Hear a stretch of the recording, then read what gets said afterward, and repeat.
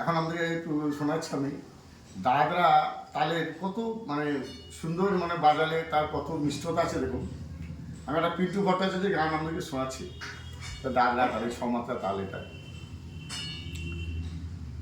আসা যাওয়ার পথের মাঝে দুঃখের সঙ্গে ভাব হলো যে, সুখের সাথে জানা শোনা হলো, আমাকে তোমরা সবাই পথের পথিক বলো।